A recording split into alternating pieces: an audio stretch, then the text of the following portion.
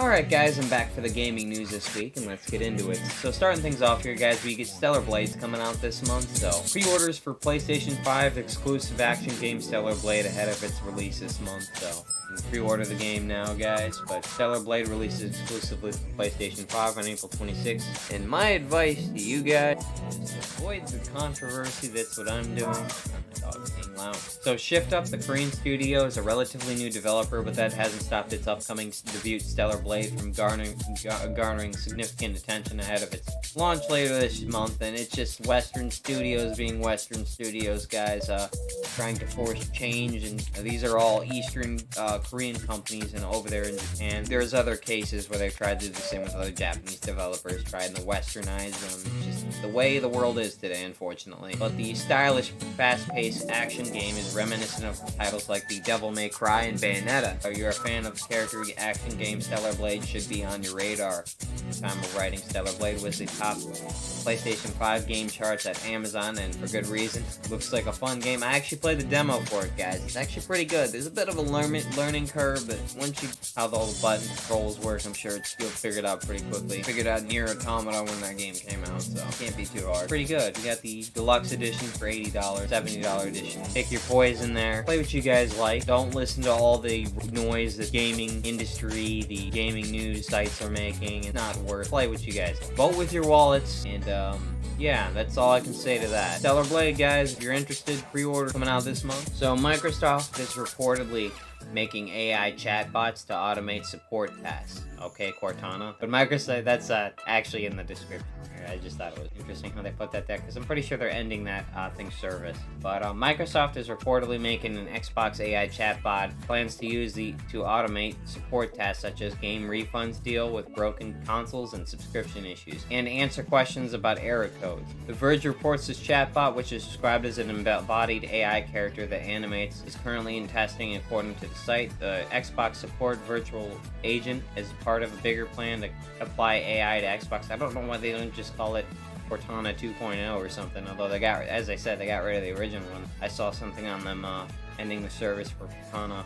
No, it's still here for now. I did see something about it, but the prototype makes it easier and quicker for players to get help with support topics using natural language, taking information from existing Xbox support pages, confirmed Haiyan Zhang, wow, that sounds Chinese, general manager of gaming AI at Xbox, in a statement to The Verge. Microsoft is looking to apply AI to include game development, game operations, and the Xbox platform itself, according to The Verge. Microsoft is experimenting with AI-generated art and assets for games, AI game testing, and generated AI NPCs. Meanwhile, Microsoft is said to be considering building AI-powered co-pilots for safety and moderation tasks, including content moderation on Xbox, AI-powered assistance for in-game help. Last year, Microsoft announced a partnership with InWorld AI to create game development tools for Xbox, would let developers create AI-enhanced characters. InWorld AI's character engine should sound familiar. Some as veteran modder Block told IGN in August that he used the InWorld character engine tool to create the AI-powered GTA 5 story mod Sentient Streets before Take-Two shut it down. AI is becoming big in games, guys. Moving on. So a new Xbox all-digital console launching this year, report. So this is a white digital one I didn't talk about last week, but I took a break last week. But it's not your traditional mid-gen refresh, guys, but it's reportedly a new disc-free Xbox Series X console with an all-white finish, although I did hear that they also want to do handhelds. Phil Spencer came out and said that. So that's a thing. New images have emerged of the what appears to be a white brand new Xbox Series X console, but the leaked pictures show a white Xbox Series X with a similar design to the current model, but no disk drive. The shade of white also appears to be the same as the one used on the Xbox Series X console and one of the models seen in Logitech's 2022 advert, and has been claimed that this version has few minor hardware upgrades, probably because they're not really changing much of anything, just getting rid of the disk drive. According to Xputer, the console comes with an improved heatsink. No hardware upgrades major, it seems like. Could be priced at $50 to $100 less than the current $499 Xbox Series X console, and may launch in June or July. Microsoft hasn't commented on this leak, but The Verge corroborated these claims claims by saying that it has seen additional documents suggesting that the photos are the real deal. This is that hardware refresh that we're talking about that's coming this year. Outside of hardware, Microsoft also appears to be changing its approach in the gaming business by releasing more of its first-party games on other platforms, which, yeah, no more first-party guys. That's kind of where the future's going, which doesn't surprise me.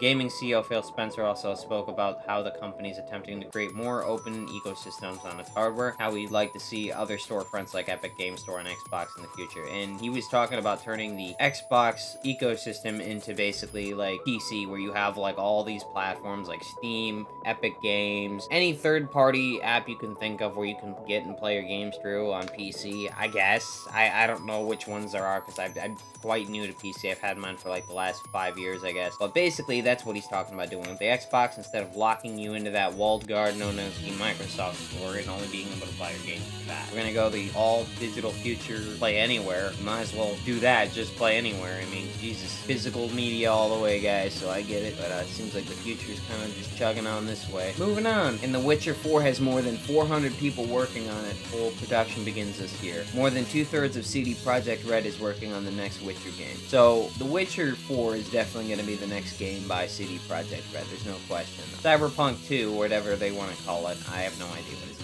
called. It is another game they're working on. It's just earlier on in development. It kind of seems like they're going full steam ahead into the Witcher 4 now. So the Witcher 4 will probably definitely be the next title coming out by them. But development on the Witcher 4, codenamed Polaris, has taken another step forward as CG Projekt Red revealed that it has more than 403 employees working on it earlier this year. Joint CEO Adam Badowski had mentioned how he was aiming to have around 400 people in the next mainline Witcher game. This is roughly 2/3 of CD Projekt Red's workforce. And according to the joint CEO Michael Nowowski via VGC, this will allow production phase of the game to begin later this year. I believe I was watching a Lone Vault Wanderer video and he was talking about Starfield, how their Bethesda's BGS's freaking teams have gotten bigger over time. I believe there was 150 people working on Fallout 4, even less back in the day working on Skyrim, and so on and so forth. And on the new Starfield game, there was like 400, 500 plus employees working on it. It made it hard for them to delegate tasks and stuff like that, and also contributed to why the game is the way it is today. So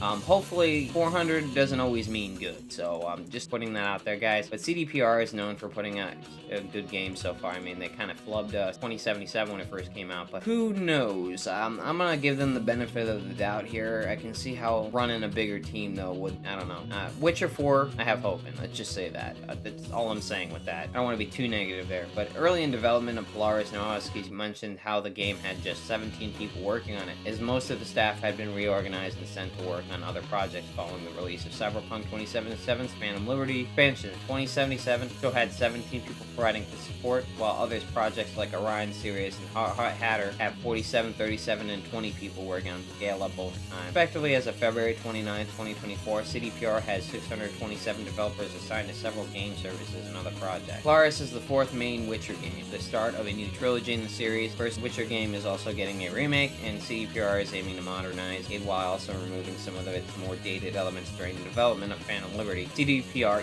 implemented an organizational overhaul of the company as aimed to create more open lines of communication and set up flexible teams that can quickly respond to any issues during the production of the game. So, yeah, that's what's happening with The Witcher 4, guys. It seems like they got quite a few people working on it now. About the same amount as they did on Starfield, though. 500. Here you go, guys. About 100 more than they have working on Witcher 4 from the looks of it. Yeah, moving on. In another title, I have some hopes for the future. I know it's had its development problems and stuff like that, but I really want this title to succeed, guys. Saber Interactive's freaking child here, Star Wars Knights of the Old Republic remake, is far from dead, Saber Interactive says, so we'll just have to wait and see. They're not a public company anymore, so that's a thing that happened recently, because they just broke off from Embracer. Somehow the Star Wars Knights of the Republic remake has returned, so they really want to get this thing out. They're working on it. This is like their baby from the looks of it. I don't know. We'll have to wait and see. The remake of Star Wars Knights of the Republic has been in development for several years now, and while nothing has materialized, the project isn't dead yet. Saber Interactive CEO Matthew Park, I think I pronounced his name right, sorry man if I did not, says the project is alive and well, as work continues on it following the studio parting ways released with Embracer Group recently. It's clear and it's obvious that we're working on this,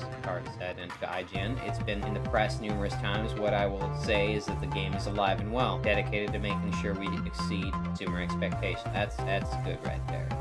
That's what I'd like to see. I saw some of the development stories behind the scenes in IGN and GameSpot reporting on it, and they did not look good under Embracer. I'll just say that. Originally in development at Aspyr for 3 years before it was formally announced in 2021, Saber Interactive would eventually be recruited as a co-developer on this project in 2022. Folks said that the project was shaping up to be massive, and that 2003 game was being remade from scratch due to its age. Since then, there have been very few updates on the Knights of the Republic remake, with one report claiming it was no longer in active development. It was also reported that Saber Interactive was taking full control over the development of the title. Meanwhile, Aspyr's recent report of Star Wars Battlefront has been met with a negative reception by fans, and it might just be one of the most disappointing games of the year. I honestly think that they kind of just pushed that out. It just seemed that way to me because of what it was around the same time that they were breaking off from Embrace. They probably had a time limit on when they had to put that port out, so they probably just threw it out there at that point. We're just like, you know, mentality, fix it later. You know how that goes. Alright guys, any news I don't get here I'll post to my Twitter, and I'll see you guys in my next video. Peace. Check out both my Twitter for news I don't get in vid form. I also upload on TikTok and Instagram.